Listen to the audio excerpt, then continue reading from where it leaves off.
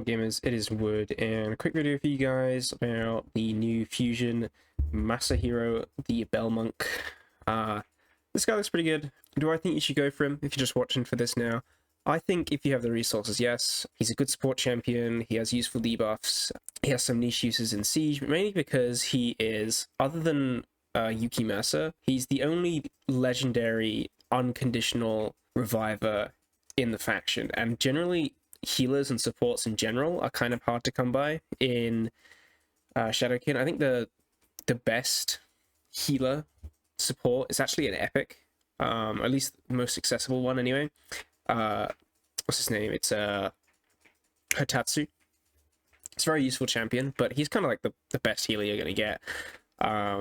So I'm sure they'll come out with more champions in the Shadowkin faction that are support based like this guy in the future, but not all of them are going to be accessible, right? I mean, this guy's a guaranteed champion you can get, so I'm personally going for him because I think he's going to be really useful for the faction. I really struggle in Shadowkin, but he also has some other uses like Hydra. There's a caveat with that, which I will get onto in a second, but he's a good champion in general. He's got a good revive, he's got an interesting passive. If you're just here to see whether you should go for him or not, there you go. I think you should go for him. Okay, let's quickly run through his kit. AoE, decreased crit rate. Well, while a decreased crit rate buff isn't particularly useful, it isn't nothing. It's a buff, it's a debuff you can add to a total number of debuff trials for Chimera, for example. That can be helpful. Decreased crit rate can sometimes help you survive, prevent bosses from critting you, because 30% crit rate is more crit rate than any boss will ever have, usually. So the chance that they're going to crit you goes to 0.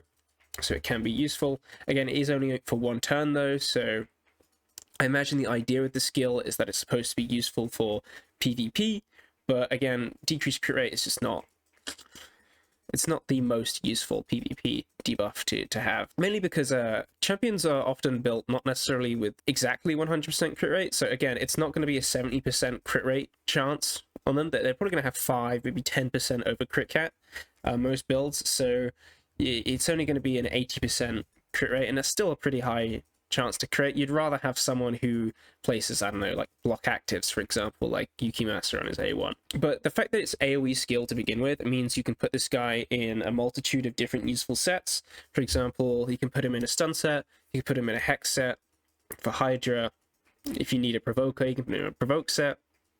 There are lots of sets that are useful for AoE A1 champions, and especially when they've got 2 AoEs in their kit, which this guy does. So yeah, he's got some utility there purely because it's an AoE A1, right? This ability only books up to 75% chance as well. You can get it to 80 with Sniper, so it's not exactly like this decreased crit rate is going to be reliable. So we move on to his A2. Attacks one enemy before attacking, has a 75% chance of transferring all debuffs from all allies to the target. So this is essentially a full cleanse.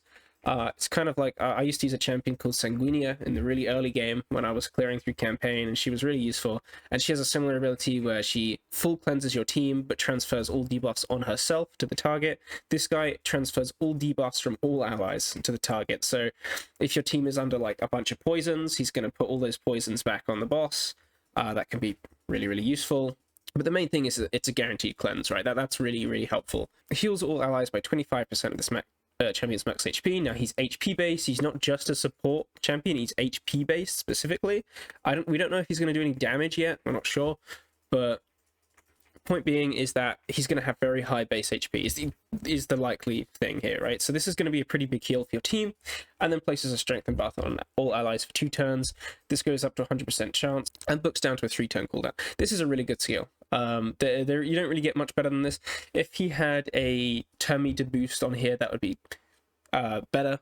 But you know, then you're getting into sort of Galathea levels of useful. So yeah, it's a good cleanse, really good cleanse. This skill, Humble Savior, I didn't read that properly because I spell it with a U because I'm British. Attacks all enemies, again, useful for things like hex sets, provoke sets, stun sets. Before attacking, revives all dead allies with 50% HP and 50% turn meter. I'm sure you guys know, but this is a pretty typical revive. 50-50 is usually what you see from legendaries. This skill can be used even if there are no dead allies. Now this is the important part. Has a 75, books up to 100% chance of placing a stun debuff for 1 turn on an AoE. and I block buffs for 2 turns. Since this places a stun, you're probably not going to want to put him in a stun set. You could still put him in a stun set for, you know, Curse City content, wave content, make some stun on multiple of his skills, but it feels like a bit of a waste of a set. But the block buffs is really useful for PvE content, for PvP content even. Block buff is still really strong, but usually you want something that strips and then places block buffs on. So that's not exactly what this does. It has a 75% chance, books up to 100% chance of placing decreased speed and block buffs for 2 turns instead if the target is a boss. Now this is really, really good. The only issue with this skill is it is a 4-turn cooldown. So for early game players looking for a block buff champ in Hydra, I'm not seeing this guy being... I'm seeing this guy being difficult to pull off, because a 4-turn block buffs champion, you're going to need to run him really, really fast. Like, if you're going up to hardest levels of Hydra, he's going to have to be like nearly 400 speed, right? Or you have to have loads of turn meter boost in your team to be able to get this off and keep it up 100% of the time. If this was a 3-turn block buffs or a 3-turn decreased speed, then it would be different. So, I mean, maybe you could get away with using this guy in a relentless set. I wouldn't recommend reflex purely because he's got 2 active skills. One of them which you don't want to shut off, right? You run people in reflex and impulse and whatnot if they've got, you know, a 4-turn cooldown and one of the skills isn't used, like Rector Drath, for example. You run her in a reflex because her revive isn't going to be used very often, so just getting back around to that heal over and over and over again. But for this guy, he's got 2 active skills. One of them needs to be on a 3-turn cooldown, really, which is the block buffs. And if your cooldown reduction goes into this A2, your block buffs is going to fall off the Hydra heads before you get back around to it, right? So it's not a guaranteed 3-turn cooldown with reflex. With relentless, it's not as high of a chance, but every time it procs, both cooldowns are essentially going to be reduced by 1. So I would say if you're trying to get this guy to get his block buffs off more often, I would put him in relentless rather than reflex. But, you know, in lower difficulties of Hydra, you might be able to get away with, you know, a 4-turn block buffs, especially if you're a later game player and you're just looking for a good block buffs champion, kind of like I am. I'm struggling for them at the moment. I've got Gracchus and I've got Ugo, and then I've got Androck, but I kind of want to use him in his first form. So, you know, I could put this guy in a hard Hydra, and he'd probably get around to his skill quick enough. So he does have some usage there in Hydra, but he's not going to be your Hydra savior if you're an early game player. I think he's going to be difficult to make work, but he's a good champion in general. I'd still recommend going for him. Even if this guy's your first fusion, I'd probably still recommend going for him. He's pretty good. I think it is a fragment fusion, so you're not going to get a token for this guy. You're not going to get you're not going to be able to replace him with a champion, different previous fusion. So he is totally skippable if you wanted to skip, if you really need to skip a fusion, or, you know, you're going to be busy over the next month and you don't really want to have to log in every day. I think it's okay to skip this guy. We'll finish his kit real quick. So his passive for my sins, which is pretty interesting. Allies receive 1% less damage for each turn taken by enemies and allies while they remain alive. So this is going to stack up pretty quickly up to 15%. Like, imagine you're in a 5v5 wave battle. You've got 5 turns from you, 5 turns from the enemy, 10% immediately, right? And that doesn't include, like, you lapping them with skills or extra turns and stuff like that. So this is going to stack up pretty much instantly in any long form fight. Particularly like, you know, Chimera or Hydra, stuff like that. You know, you're going to get this back pretty quickly. He's not going to be very useful for Demon Lord, by the way. I wouldn't use this guy in Demon Lord. He'd be okay with the Strengthen, but he doesn't really do much else for you outside of that. So if you're looking for a good Demon Lord champion as an early game player, this guy's not it. Again, crit rate is useful for Demon Lord in a way, because it stops you from getting crit, but there are much better champions. You'd rather have something like decrease attack, for example.